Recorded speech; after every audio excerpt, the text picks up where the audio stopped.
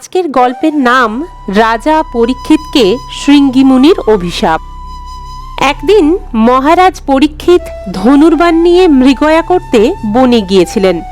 হরিণের অনুসরণ করতে করতে তিনি অত্যন্ত ক্লান্ত, ক্ষুধার্ত ও পিপাসার্ত হয়ে পড়েন।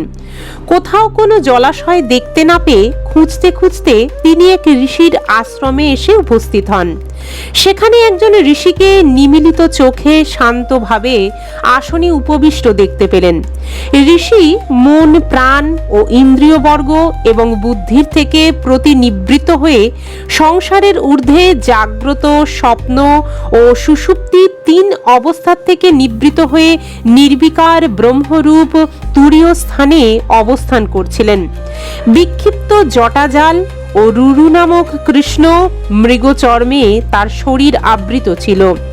এই রকম অবস্থায় পিপাসায় কাতর রাজা পরীক্ষিত তার কাছে জল প্রার্থনা করলেন। সামান্য তৃণের আসন অথবা ভূমিতে পর্যন্ত উপবেশন স্থান নির্দেশের ভদ্রতা না পেয়ে, কেউ তাকে অভ্যর্থনা না করাতে, পাদ্য, অর্ঘ্য, এমনকি একটু সাদর সম্ভাষণ না পেয়ে নিজেকে অবজ্ঞাত মনে করে তিনি অত্যন্ত ক্রুদ্ধ হলেন।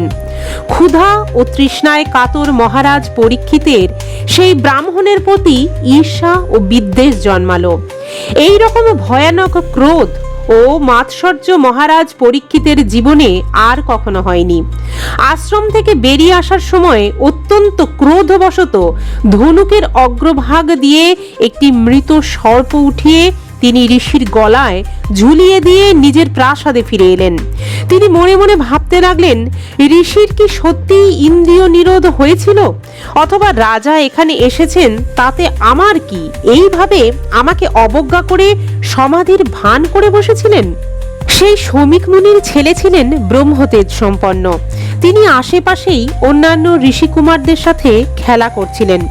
তিনি যখন শুনতে পেলেন যে রাজা তার পিতার সাথে দুর্ব্যবহার করেছেন, তখন তিনি বলতে লাগলেন, বড়ই আশ্চর্য, এই সব নরপতি বাচ্চ ব্যক্তিগণ উচ্ছিষ্টভোজী কাকের মতন হৃষ্টপুষ্ট হয়ে কিরকম অন্যায় করছে। ব্রাহ্মণদের দাস হয়েও দরজায় প্রহরারত কুকুরের মতন নিজেদের প্রভুকেই তিরস্কার করছে। ব্রাহ্মণরা ক্ষত্রিয়দের তাদের দ্বারপাল রূপে নিযুক্ত করেছেন। তাদের উচিত দরজায় দাঁড়িয়ে পাহারা দেওয়া। ঘরের মধ্যে ঢুকে প্রভুর বাসনে খাবার খাওয়াতে তাদের অধিকার নেই। সুতরাং কুপথগামীদের শাসক ভগবান শ্রীকৃষ্ণ পরমধামে গমন করার পর এই ধর্ম মর্যাদা লঙ্ঘনকারীকে আমি আজ শাস্তি দেব। আমার তপবল তোমরা দেখো।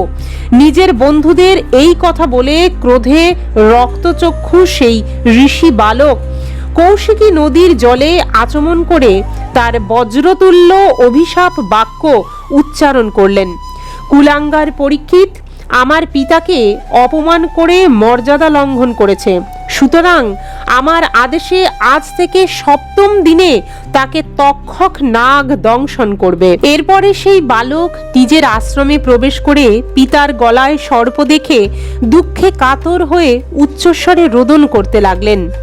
শমিক মুনি তার ছেলের বিলাপ শুনে ধীরে ধীরে চোখ খুললেন এবং দেখলেন যে তার গলায় এক মৃত সর্প ঝুলছে। সেই সাপটিকে ছুঁড়ে ফেলে দিয়ে তিনি ছেলেকে জিজ্ঞেস করলেন, হে বৎস, তুমি কাঁদছো কেন? কেউ কি তোমার কোনো ক্ষতি করেছে? পিতার এই প্রশ্নের উত্তরে ঋষি বালক সমস্ত বৃত্তান্ত নিবেদন করলেন। রাজার প্রতি অভিশাপের কথা শুনে ব্রহ্মর্ষি শমিক পুত্রের কর্মটি সমর্থন করতে পারলেন না। তার মতে পরীক্ষিতকে শাপ দেওয়া উচিত হয়নি। তিনি বললেন, অহমূর্খ বালক, তুমি মহা পাপ করেছ। দুঃখের কথা যে সামান্য ত্রুটিতে তুমি তাকে এত শাস্তি দিয়েছ। তোমার বুদ্ধি এখনো পরিপক্ক হয়নি। ভগবৎ স্বরূপ রাজাকে সাধারণ মানুষের সমান মনে করা তোমার উচিত হয়নি। কারণ নরপতির প্রবল প্রতাপে সুরক্ষিত ও নির্ভয় হয়েই প্রজাগণ নিজ নিজ মঙ্গল সাধনে নিরত রয়েছে। নৃপতির রূপ ধারণ করে নারায়ণ যখন পৃথিবীতে না থাকবেন, তখন চোর ডাকাতের বৃদ্ধি হবে এবং অরক্ষিত মেষপালের মতন প্রজাগণ অল্পকালের মধ্যেই নষ্ট হয়ে যাবে।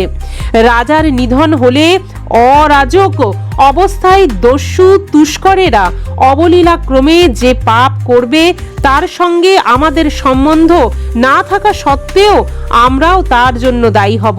কারণ রাজা না থাকলে লুঠত রাজ বৃদ্ধিপ্রাপ্ত হবে। তারা নিজেদের মধ্যে হানাহানি করবে, কটু কথা বলবে এবং গবাদি পশু, নারী এবং ধন সম্পত্তি অপহরণ করতে থাকবে। তখন 4 ধর্মের বর্ণাশ্রমাচার সম্পন্ন বেদবিহীন সনাতন ধর্ম লুপ্ত হয়ে যাবে। অর্থলোভ এবং কামনা বাসনায় উন্মত্ত হয়ে মানুষ কুকুর এবং বানরের মতন যথেচ্ছ আহার বিহারে বর্ণসংকরের সৃষ্টি করবে। সম্রাট পরীক্ষিত স্বয়ং মহাযশস্বী ও ধর্মরক্ষক, অনেক অশ্বমেধ যজ্ঞ তিনি করেছেন। তিনি ভক্ত চূড়ামণি, সেই রাজর্ষি ক্ষুধ পিপাসায় কাতর হয়ে আমাদের আশ্রমে এসেছিলেন। তিনি কখনোই আমাদের অভিশাপের যোগ্য নন। এই অপরিণত বুদ্ধি বালক আমাদের নিষ্পাপ এবং সেবক স্বভাব রাজার প্রতি অপরাধ করেছে। সর্বান্তর্যামী ভগবান দয়া করে তাকে ক্ষমা করুন। ভগবত ভক্তদের প্রতিকারের সামর্থ্য থাকে, কিন্তু অপরের দ্বারা কৃত অপমান, বঞ্চনা, অবজ্ঞা, নিন্দা, তাড়না প্রভৃতির কোনো প্রতিশোধ তারা নেন না। পুত্রকৃত অপরাধে শৌমিক মুনির অত্যন্ত পরিতাপ হয়েছিল। মহারাজ পরীক্ষিত যে তাকে অপমান করেছেন, সেটা তিনি ধর্তব্যের মধ্যেও মনে করেননি। মহাত্মাদের স্বভাবই এই যে তাদের যদি কেউ সুখ বা দুঃখ দেয়, তাহলেও প্রায়ই তাদের তাতে হৃষ্ট বা ব্যথিত হন না। কারণ আত্মার স্বরূপ তো নির্গুণ, সুখ দুঃখের অতীত। অদ্ভুত কর্মা ভগবান শ্রীকৃষ্ণের কৃপায় রাজা পরীক্ষিত অশ্বত্থামার ব্রহ্মাস্ত্রের দ্বারা দগ্ধ হয়েও মাতৃগর্ভে বিনষ্ট হননি। ব্রহ্মশাপের ফলে তক্ষক যখন তাকে দংশন করতে এসেছিল, তখনও তিনি মৃত্যুর ভয়ে ভীত হননি। কারণ তিনি ভগবান শ্রীকৃষ্ণের চরণে তার চিত্ত সমর্পণ করে রেখেছিলেন। তিনি সর্ববিষয়ে আসক্তি ত্যাগ করে গঙ্গার তীরে বসে ব্যাসনন্দন সুখদেবের উপদেশ মতন ভগবত তত্ত্ব সম্মুখরূপে অবগত হয়ে নিজের দেহ ত্যাগ করেছিলেন। শ্রী গোবিন্দের লীলা কথায় যারা সর্বদা অনুরক্ত থেকে সেই কথামৃত পান করতে করতে তার পাদপদ্ম সর্বদাই চিন্তন করেন, মৃত্যুকালেও তাদের কোনো মোহ থাকে না। অভিমন্যু নন্দন মহারাজ পরীক্ষিত যতদিন সম্রাট ছিলেন, ততদিন পর্যন্ত কলিযুগ সর্বত্র প্রবেশ করলেও কোনো প্রভাব বিস্তার করতে পারেননি। যেদিন যে মুহূর্তে শ্রীকৃষ্ণ পৃথিবী ত্যাগ করেছেন, সেই দিন সেই সময় থেকে পৃথিবীতে অধর্মের মূল কারণ কলি প্রবেশ করেছে। ভ্রমরের মতো সারগ্রাহী সম্রাট পরীক্ষিত কলিকে বিনাশ করেননি। কারণ কলিকালের এক মহৎ গুণ যে সংকল্প মাত্রেই সৎকর্মের ফল লাভ হয়, কিন্তু পাপ কর্ম না করলে তা ফলদায়ী হয় না। এই কলি অবিবেকী লোকের ওপরেই বীরত্ব প্রকাশ করে, আর বিবেকী ধীর লোকেদের সে ভয় পায়। অবিবেকী মানুষদের বশীভূত করার জন্য সে সর্বদাই তৎপর থাকে। ভগবান শ্রীকৃষ্ণের বিভিন্ন ঘটনা সম্বলিত মহারাজ পরীক্ষিতের পরম পবিত্র চরিত কথা আজ বর্ণনা করা হলো। ভগবান শ্রীকৃষ্ণ কীর্তনযোগ্য বহুবিধ লীলা করেছেন। সেই জন্য তার গুণ ও লীলা সম্বন্ধীয় যে সকল কথা আছে, কল্যাণকামী মানুষদের সেই সব শ্রবণ ও কীর্তন করা অবশ্যই কর্তব্য। তো এই ছিল আজকের গল্প। আজকের গল্পটা যদি আপনাদের ভালো লেগে থাকে, তাহলে আপনাদের পরিচিতদের কাছে ঘটনাটিকে শেয়ার করে অবশ্যই একটা লাইক দিয়ে আপনাদের মতামত কমেন্টসের মাধ্যমে আমাকে জানাতে একদম ভুলবেন না। এই রকম আরো অনেক পৌরাণিক কাহিনী জানবার জন্য আমাদের চ্যানেল ডিভাইন গ্লোকে সাবস্ক্রাইব করে পাশের বেল আইকনটা অবশ্যই প্রেস করে দেবেন। তাহলে আমি যদি কোনো নতুন ভিডিও আপলোড করে থাকি, তার নোটিফিকেশনগুলো আপনাদের কাছে খুব সহজেই পৌঁছে যাবে। আজ তবে এইটুকুনি, দেখা হচ্ছে আবার একটা নতুন গল্পের সাথে। ততক্ষণ সকলে ভালো থাকবেন, সুস্থ থাকবেন। ধন্যবাদ।